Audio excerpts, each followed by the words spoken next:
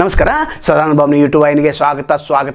10 ದಿನದ ಅಧಿವೇಶನ ಮುಕ್ತಾಯ ಆಯಿತು. ಆದರೆ ಯಾರಿಗೇನು ಸಿಕ್ತು?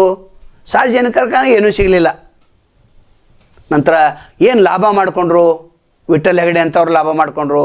ಮತ್ತು ರಾಜಕಾರಣಿಗಳೇ ಈ ಸಲ ಪೆಂಡಾಲ್ ಮತ್ತು ಲೈಟಿಂಗ್ ರಾಜಕಾರಣಿಗಳೇ ಬೇನಾಮಿ ಹೆಸರಿನಲ್ಲಿ ಹಿಡಿದಿದ್ರು. ಅವ್ರು ಲಾಭ ಮಾಡಿಕೊಂಡ್ರು. ನಂತರ ಹೋಟೆಲ್ ಉದ್ಯಮದವರು, ಲಾಡ್ಜಿಂಗ್ದವರು ಅವ್ರು ಲಾಭ ಮಾಡಿಕೊಂಡ್ರು. ಕುಂದ ಮತ್ತು ಸ್ವೀಟ್ದವ್ರು ಅವ್ರು ಲಾಭ ಮಾಡಿಕೊಂಡ್ರು.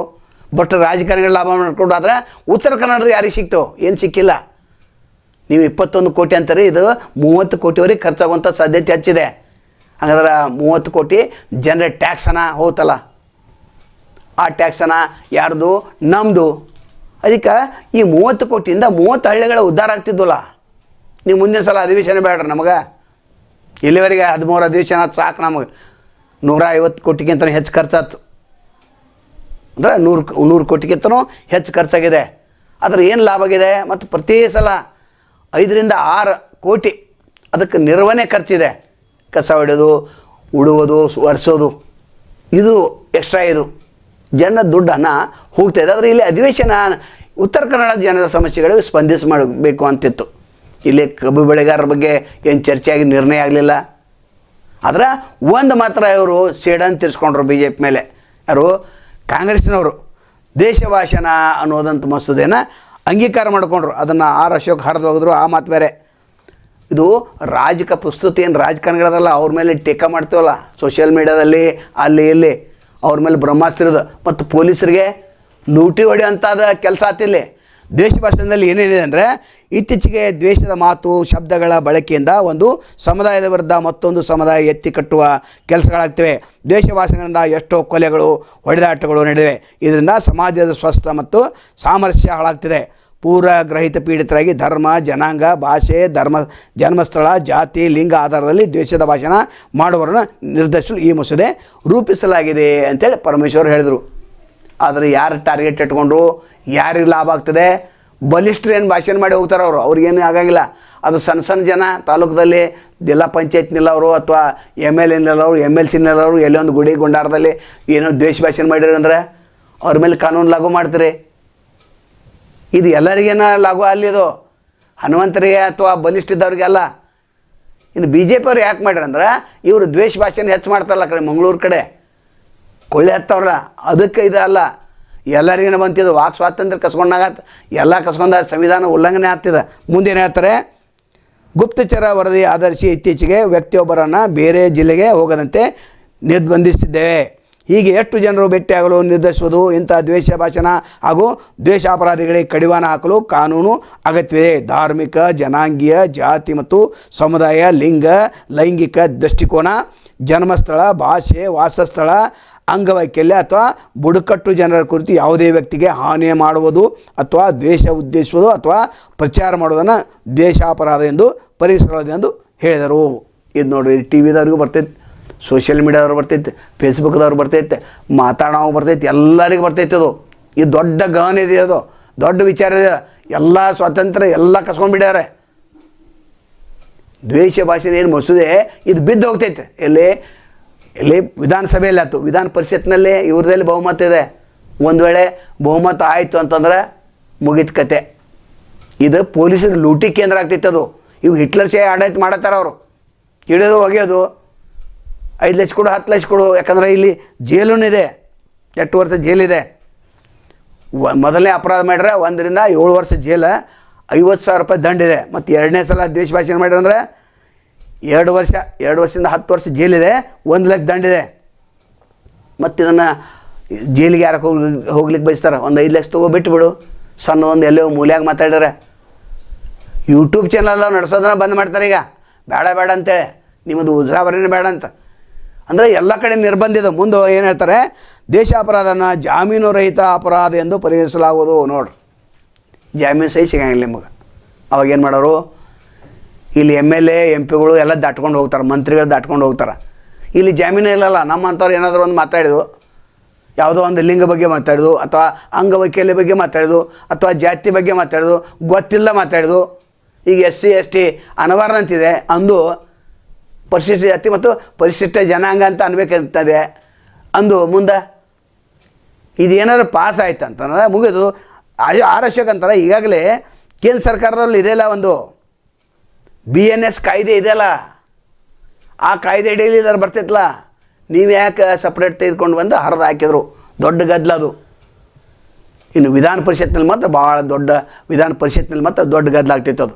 ಇನ್ನು ಎರಡೂ ಪಾಸ್ ಆಯ್ತು ಅಂದ್ರೆ ರಾಜ್ಯಪಾಲ ಯಾರು BJP ಅವ್ರು ಯಾಕೆ ಮತ್ತೆ ಸಹಿ ಕೊಡ್ತಾರೆ? ಕೊಡಂಗಿಲ್ಲ, ಬಿದ್ದು ಹೋಗ್ತೈತೆ ಅದು. ಆದರೆ ಜನರನ್ನು ಹೆದರಿಸುವಂಥ ವಾಕ್ ಸ್ವಾತಂತ್ರ್ಯವನ್ನು ಕಸಿದುಕೊಳ್ಳುವಂಥ ಇದು ಒಂದು ದೊಡ್ಡ ಸಾಧನೆ ಮಾಡ್ರೆ ಅಷ್ಟೇ.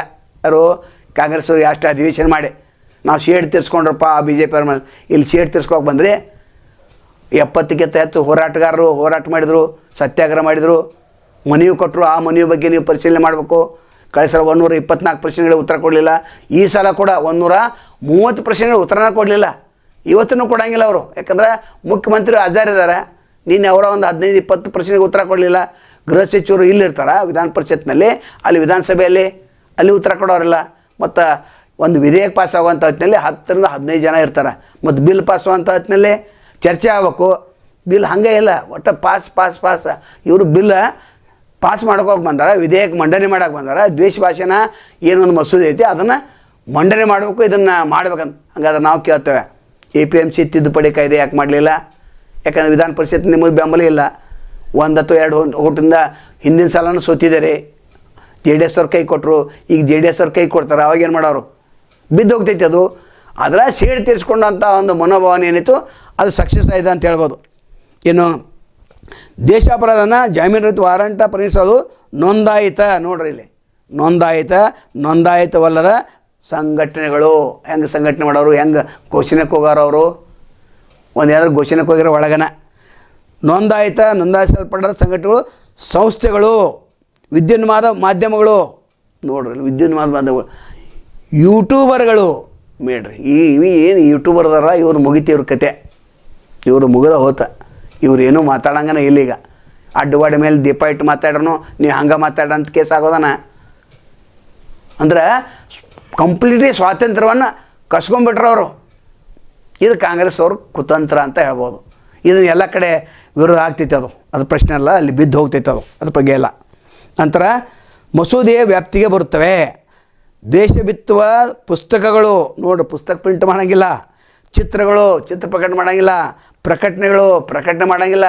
ಹಂಗಾದ್ರೆ ಪಾಂಪ್ಲೆಟ್ಸ್ ಹೆಂಗೆ ಹಂಚವ, ಸಂಘಟನೆ ಹೆಂಗೆ ಮಾಡವ, ತಮ್ಮ ಜನಾಂಗಕ್ಕೆ ಅನ್ಯಾಯ ಆಗಿತ್ತಂದ್ರೆ ಹೆಂಗೆ ಪ್ರಕಟ ಮಾಡವ, ಪುಸ್ತಕ ಹೆಂಗೆ ಬರೆಯವ, ಯಾರ ಮೇಲೆ ಬರೆಯವ, ಮತ್ತು ಎಷ್ಟು ಮಂದಿ ಓದವರು, ಎಷ್ಟು ಕಡಿವಾನಿದು. ನಂತರ ಕರಪತ್ರಗಳು. ನೋಡ್ರಿ, ರಾಜಕಾರಣಿಗಳ ಕರಪತ್ರಗಳು ಹೆಂಗೆ ಬೇಕಂಗೆ ಹಚ್ಚಿ ನಡೆದೈತಿ. ಇಲೆಕ್ಷನ್ ಟೈಮ್ನಲ್ಲಿ ಒಬ್ಬ ಯಾರೋ MLA ಬಗ್ಗೆ ಕರಪತ್ರ ಮಾಡಿರಿ ಅಂತೇಳಿ, ನಮ್ಮ ಹೆಸ್ರ ಮೇಲೆ ಮಾಡಿರಪ್ಪ, ಅವ್ರು ಹಂಚಿರು, ನಾ ಪ್ರಿಂಟ್ ಮಾಡಿಲ್ಲ, ನಾವು ಒಳಗನಲ್ಲ. ಮತ್ತು ಹಂಗೆ ಮಾಡ್ತಾರೆ. ರಾಜಕಾರಣಿಗಳೇ ಅಸ್ತ್ರ ಆಯ್ತು, ಸರ್ಕಾರ ಏನು ಆಡಳಿತ ಅವ್ರಿಗೆ ಅಸ್ತ್ರ ಆಯ್ತು. ಪೊಲೀಸರ ಅನ್ಕ ಹಬ್ಬದ ಊಟನ ಅವರು ಒಂದು ತಿಂಗಳಿಗೆ 1-2 ಕಿಲೋ ಬಂಗಾರನ ಒಯ್ತಾರೆ ಅವ್ರ ಮನೆಗೆ. ಹೌದು, ಇಂಥವ್ರು 10-15 ಮಂದಿ ಹಿಡಿಯತ್ತಾರೆ. ಮತ್ತು ಅವ್ರು ಡ್ಯೂಟಿನೇ ಮಾಡೋಂಗಿಲ್ಲ. ಕೊಲೆ ಮಾಡೋವನ್ನ, ಸುಲಿಗೆ ಮಾಡೋರನ್ನ ಎಲ್ಲ ಬಿಟ್ಟು ಬಿಡ್ತಾರೆ. ಹೋಗಪ್ಪ, ನಮಗೆ ಟೈಮ್ ಇಲ್ಲ ಅಂತ ಹೇಳ್ತಾರೆ. ಯಾಕಂದರೆ ದೇಶ ಭಾಷೆ ಅನ್ನೋದು ಚಾಲೂ ಆಗೋಲ್ಲ ಮತ್ತು ಎಲ್ಲ ಕಡೆಗೆ. ಎಷ್ಟು ಮೇಲೆ ನಿಗಾಡೋರು ನೀವು? ಇದು ಸುದ್ದಿ ಆಗಬಾರ್ದಾಗಿತ್ತು. ಕಾಂಗ್ರೆಸ್ ಅವರು ದೊಡ್ಡ ಒಂದು ಅಪರಾಧ ಮಾಡಿರ ಅಂತ ಹೇಳ್ಬೋದು. ಯಾಕಂದ್ರೆ ಈಗಾಗಲೇ BNS ಕಾಯ್ದೆ ಇದೆ, ಇದ್ರ ಬಗ್ಗೆನೇ ಕಾಯ್ದೆ ಇದೆ. ಇದು ವಿಶೇಷ ತರುವಂಥದ್ದು ಏನಿಲ್ಲ. ಅದನ್ನೇ ಅಂದರೆ ಇವರು ನಾವು ಸಾಧನೆ ಮಾಡಿದೆವಪ್ಪ ಅಂತೇಳಿ. ಮತ್ತು ನಿಮ್ಮ ಕಾಂಗ್ರೆಸ್ ಅವ್ರು ಮಾತಾಡ್ರಂದ್ರೆ, ದೇಶ ಭಾಷೆನ ಮಾತಾಡ್ರಂದ್ರೆ ಅಲ್ಲಿ ಅಧಿವೇಶನದಲ್ಲಿ ನಡೀತೈತದ, ಹೊರಗೆ ಮಾತಾಡಬಾರ್ದಂತ. ಮತ್ತು ಹೊರಗೆ ನೀವು ಯಾರಾದ್ರ ಬಗ್ಗೆ ವಿರುದ್ಧ ಮಾತಾಡ್ರಂದ್ರೆ ಅದು ವ್ಯಾಪ್ತಿಗೆ ಬರೋದಿತ್ತಲ್ಲ ಅದು. ನಂತರ ಅನ್ವಯಿಸ್ತದೆ ಎಂದು ಪರಮೇಶ್ವರ್ ವಿವರಿಸರು ಅಂತ ದೊಡ್ಡ ಕಾಯ್ದೆ ತಂದ್ರು ನೋಡು, ಬ್ರಹ್ಮಾಸ್ತ್ರ. ಇದು ಸಂವಿಧಾನ ಕಲಂ 14 ವಿರುದ್ಧ ಆಗ್ತೈತಿ. ವಾಕ್ ಸ್ವಾತಂತ್ರ್ಯ ಕಸ್ಕೊಂಡನ್ನ ಆಗ್ತೈತಿ. ಕೋರ್ಟ್ದಲ್ಲಿ ಸ್ಟ್ಯಾಂಡ್ ಆಗಿಲ್ಲ. ಅದರ ಇದು ಜಾಮೀನು ರಹಿತ ವಾರಂಟ್ಲ. ಅವಾಗೇನು ಮಾಡೋರು, ದೊಡ್ಡ ಕಥೆ ಇದೆ. ಆಗ ಆಕ್ಷೇಪ ವ್ಯಕ್ತಪಡಿಸಿದ BJPಯ V. ಸುನೀಲ್ ಕುಮಾರ್, ಇದು ಮುಂದಾಲೋಚನೆ ಇಲ್ಲದ ತಂದ ಮಸೂದೆಯಾಗಿದ್ದು ಅಪಾಯದ ಸೂಚನೆ ನೀಡುತ್ತಿದೆ ಎಂದು. ಅದಕ್ಕೆ ಪರಮೇಶ್ವರ್, BNS ಕಾಯ್ದೆ ವ್ಯಾಪ್ತಿಗೆ ಭಾರತದ ಈ ಮಸೂದೆಯಲ್ಲಿ ತಂದಿದ್ದೇವೆ, ಹೀಗಾಗಿ ಮಸೂದೆಗೆ ಅಂಗೀಕಾರ ನೀಡಬೇಕೆಂದು ಕೋರಿದರು. ನೋಡ್ರಿ, ಮತ್ತೇನು ಹೇಳ್ತಾರೆ, BNS ಕಾಯ್ದೆಗೆ ವ್ಯಾಪ್ತಿಗೆ ಅಲ್ಲಿಕ್ಕಿಂತ ಬಿಟ್ಟು ಹೋದಂಥ ವಿಷಯಗಳನ್ನು ಇಲ್ಲಿ ತಂದಿದ್ದೇವೆ ಅಂತ ಹೇಳ್ತಾರೆ. ಇದೆಷ್ಟು ಅನ್ವಯ ಆಗ್ತೈತೆ ಗೊತ್ತಿಲ್ಲ. ಆದರೆ ಪೊಲೀಸರು ಮಾತ್ರ ಹಿಟ್ಲರ್ ಆಗ್ತಾರೆ. ಈಗ ಅಧಿವೇಶನದ ಬಗ್ಗೆ ಸಾಕಷ್ಟು ನಾವು ಲೈವ್ ಮಾಡಿದರೆ ಹೆಚ್ಚು ಹೇಳುವಂಥದ್ದು ಏನಿಲ್ಲ. ನಾಳೆ ಮತ್ತೊಂದಿಗೆ ತಮ್ಮನ್ನು ಭೇಟಿ ಆಗ್ತೇವೆ. ಅಲ್ಲಿವರೆಗೆ ಎಲ್ಲಿ ಶುಭಾಗಲಿ. ನಮಸ್ಕಾರ.